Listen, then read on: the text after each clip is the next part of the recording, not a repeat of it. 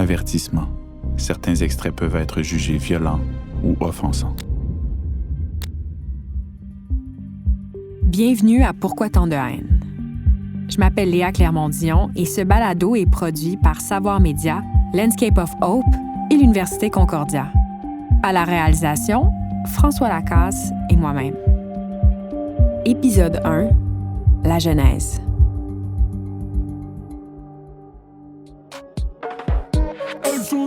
Why are all women so stupid? Ça sera toujours plus facile pour une féministe homosexuelle de cracher sa haine de l'homme, puisque par définition, elle ne le suce pas. Know your role and shut your mouth. Salut, je m'appelle Léa Clermont-Dion, j'ai 31 ans. Depuis les 10 dernières années, j'épluche le web. J'analyse les discours haineux. Les discours haineux antiféministes particulièrement.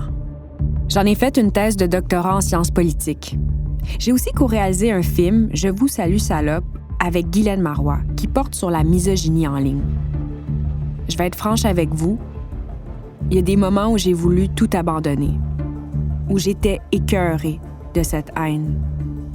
J'ai donc décidé de faire un post-doctorat avec le professeur Vivek Venkatesh, co-titulaire de la chaire UNESCO de la prévention de la violence et de la radicalisation à l'Université Concordia. De faire un balado pour comprendre comment, malgré la haine, le web peut être un outil d'empowerment pour reprendre son pouvoir. Je vous propose Pourquoi tant de haine? On est tous des êtres subjectifs. Je crois pas tellement à l'objectivité, même si on la prétend dans le domaine journalistique ou universitaire. Je comprends, il faut rester le plus neutre possible. Mais comme dirait Pierre Bourdieu, on a tous nos histoires, nos parcours et notre habitus, c'est-à-dire nos racines qui teintent nos perspectives. Si je me suis intéressée à la haine, c'est que dès la petite enfance, j'ai été interpellée, dérangée, choquée par les injustices que je voyais dans la cour d'école. Ça me mettait vraiment hors de moi de voir des enfants piétiner d'autres enfants, humilier ceux qui étaient plus faibles. J'étais le genre de fille qui dénonçait ça. Je suis pas fière, mais j'avais aussi en moi de la colère et j'ai aussi méprisé d'autres personnes. Je pense que c'est normal. On réalise finalement que la haine, elle est partout et d'abord en nous-mêmes. La cour d'école, ça peut être extrêmement violent. C'est là qu'on retrouve les premiers balbutiements de l'hostilité et de la misogynie. Et ça s'empire au secondaire. J'ai rencontré Clara qui a accepté de me raconter son histoire. Je m'appelle Clara, je suis étudiante, puis je suis maman. J'étais extravertie, très sociable, tout le temps plein d'amis. Même dès mon très jeune âge, j'étais comme populaire à la garderie, là. C'est ce que je me rappelle.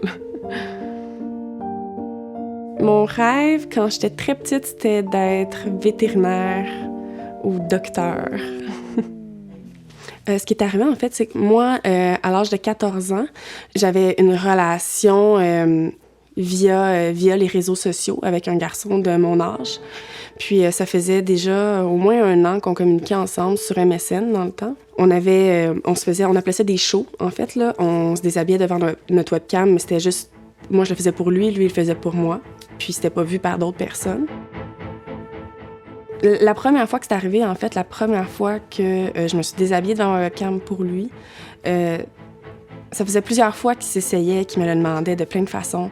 Puis cette fois-là, il m'avait dit « Je te trouve super belle, mais pour te trouver belle à 100%, il faut que je te voie à 100%. » Puis moi, dans ma tête de fille de 13 ans, à ce moment-là, ça faisait beaucoup de sens. Fait que je l'ai faite. Puis par après, à chaque fois, il me demandait un petit peu plus, puis un petit peu plus, puis... Donc, il y a une fois où il m'a dit que sa webcam était brisée. Puis lui, en fait, il était avec 5 ou 6 de ses amis. Donc, il était plusieurs derrière sa caméra. Puis, il m'a demandé de faire comme d'habitude, puisque je faisais moi d'habitude. En fait, je faisais tout ce qu'il me demandait, finalement. Mais c'est à quoi ça ressemblait. Dans le fond, moi, je me masturbais devant ma webcam pour lui. Donc, on voyait vraiment tout. Puis... c'est ça. Suite à ça, lui, ce qui est arrivé, c'est qu'un de ses amis, je pense quelques semaines plus tard, il m'a dit « Hey, envoie-moi les photos de Clara. je veux les montrer à quelqu'un ou quelque chose dans ce genre-là.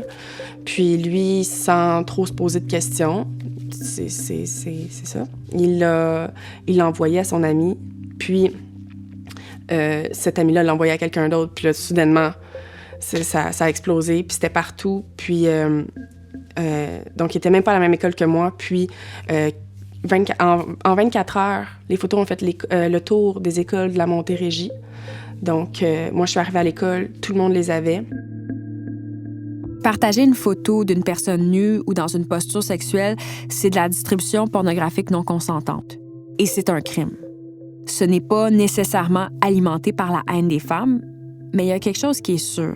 Ce sont les femmes qui en sont les principales victimes et qui en payent le prix. J'ai été chanceuse, si on veut, ce matin-là, parce que apparemment, tout le monde m'attendait dans l'entrée de l'école avec des photos. Il y en avait qui les avaient imprimées. Il y en avait d'accrochées sur mon babillard dans ma classe. Donc, mon professeur les a vues. Puis, c'est ça. Moi, je suis arrivée en retard ce matin-là, puis j'avais un examen à reprendre. Donc, je suis allée tout de suite en salle d'examen. Je reprends mon examen. Puis, en salle d'examen, on n'a pas le droit de parler. Tout le monde me regarde, personne ne dit rien. Puis c'est une fille qui était dans ma classe qui est arrivée, qui a rentré sa tête dans la salle d'examen puis qui m'a demandé « T'es-tu correct? » Puis là, j'ai juste demandé « Ben oui, pourquoi je serais pas correct? » Puis elle me dit « Ben, toute l'école a des photos de toi. » Puis là, j'ai échappé mon crayon à terre, je me suis levée, j'ai commencé à pleurer. J'ai dit à la surveillante « Moi, il faut que je parte. » Mais j'avais comme l'habitude d'être en retenue puis tout ça, puis j'avais pas la meilleure réputation aux yeux des professeurs à ce moment-là. Puis... elle m'a là comme interdit. Elle me disait non, tu sors pas, tu restes, tu t'assois, tu te calmes, puis tu fais ton examen. Puis moi, j'ai commencé à être en panique, en détresse. Puis là, quand elle a vu que ça allait vraiment pas, elle a dit « OK, ben je vais appeler la psychologue de l'école. Elle va venir te chercher. » Ensuite de ça, la psychologue, elle me demande qu'est-ce qui se passe. Moi, j'ai honte. Je pense que c'est moi qui ai fait quelque chose de pas correct. Puis je veux surtout pas que mes parents sachent ça. Ce qui me touche le plus, c'est qu'on a tendance à banaliser ces gestes-là, alors que les conséquences peuvent être destructrices dans la vie des victimes. L'impact pour moi, c'est... je pense honnêtement, à partir de ce moment-là, moi, j'étais suicidaire, là. Sur le coup, je me suis pas rendu compte de ça. C'est maintenant, je me regarde à ce moment-là, puis c'était dangereux. Il fallait que je sois sous surveillance. Moi, à partir du moment où j'ai su qu'il y avait des photos partout, je voulais me cacher. Je voulais juste être ailleurs, là, ailleurs que sur la planète, là. Sur le coup, ce que j'ai fait, c'est appeler ma mère en panique. Mais là, à cette époque-là, j'ai fait plusieurs mauvais coups, tu sais. J'allais pas bien en général.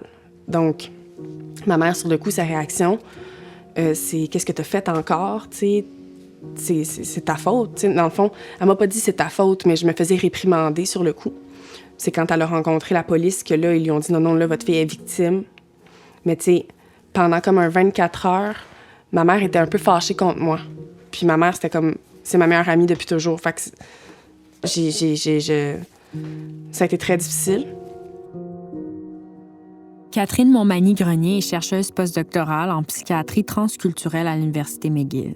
Elle m'éclaire à l'égard du traitement des jeunes victimes de distribution pornographique non consentante comme Clara, en se fondant sur la recherche qu'elle a menée, intitulée « Violences fondées sur le genre et le double rôle des espaces virtuels ». Les jeunes filles qui partageaient des photos étaient largement blâmées d'avoir partagé leurs photos et ces propos-là étaient également tenus par des jeunes filles, donc qui venaient là, blâmer là, la victime. Et dans une même approche, il y a un texte qui abordait une certaine prévention de ces violences-là en ligne et ça mentionnait que c'était à la victime de prendre ses responsabilités. Donc, soit de ne pas mettre de photos de profil, soit de ne pas partager de photos intimes, etc. De peut-être changer d'utilisateur, de bloquer certains. Donc, vraiment de responsabiliser la victime. Puis, moi, ça me fait penser qu'on a ce même genre de discours dans l'espace réel, hein, de venir dire aux femmes que s'ils veulent occuper l'espace, elles doivent prendre certaines précautions, justement, pour éviter certains types de violences. On pense tout à, justement, la manière qu'on se déplace là, le soir, la nuit, etc., de prendre nos précautions. Donc, on a ce même discours-là pour les espaces virtuels, mais précisément pour les filles et les femmes. Les 6 mois qui ont suivi, j'ai été en détresse psychologique, là, vraiment beaucoup. C'est comme si j'étais tout le temps sur le point de faire une crise d'hyperventilation, là, genre. J'étais tout le temps tellement pas bien. J'avais honte de moi, j'avais honte de mon corps, j'avais honte de tout. L'année scolaire d'après commençait, puis pour moi, pour tout le monde, c'était hors de question que je retourne à cette école-là. Puis, fallait que je sorte de la Montérégie puis de la Rive-Sud. Fallait que je recommence à neuf ou que je continue l'école à la maison parce que j'étais pas prête. Puis je pense pas qu'à 14 ans, on est équipé pour faire face à ça de toute façon. Donc, l'idée qu'on a eue, c'était de me faire commencer l'école, que j'irais vivre chez mes grands-parents qui vivent en campagne à 1h30 de Montréal. Tu sais, en campagne, il n'y a pas beaucoup de nouveaux qui arrivent dans les écoles. Surtout pas de nouvelles qui viennent de Montréal. Les gens comprennent comme pas. Il y a 1 ou 2 filles qui ont fait des recherches. Puis, je pense pas qu'ils ont eu les photos, mais ils ont su qu'est-ce qui s'était passé. Puis, ça s'est comme propagé dans cette école-là. Fait que là, tu sais, c'était pas les photos, mais c'était les rumeurs. Puis, fait qu'on m'a sorti de l'école très rapidement de là aussi, puis je suis revenue chez moi, chez mes parents. Quand je suis revenue de chez mes grands-parents, que je suis revenue vivre ici, j'ai eu une période difficile. Je consommais beaucoup d'alcool. Puis, la première fois que ma mère... je pense que ça faisait 6 ou 8 mois à peu près, ma mère m'a demandé, tu sais, là, j'irai dormir chez mon chum. Est-ce que tu penses que c'est correct? Puis, moi, à ce moment-là, je me suis dit, ben oui, tu sais, je vais inviter mon ami, on va boire de l'alcool, ça va être correct, tu sais. Fait que là, j'ai dit, ben oui, inquiète-toi pas. Puis, finalement, mon ami est venu, on a consommé de l'alcool. Pas de façon abusive, mais comme des jeunes de 15 ans qui font un peu le party ensemble. Puis, le lendemain matin, je me suis réveillée avec un mal de vivre, puis une déprime, puis je pense qu'il était 6 ou 7 heures, mon ami dormait encore. Je me suis levée, j'étais allée vider des bouteilles de médicaments, puis j'étais allée me recoucher, en espérant pas me réveiller.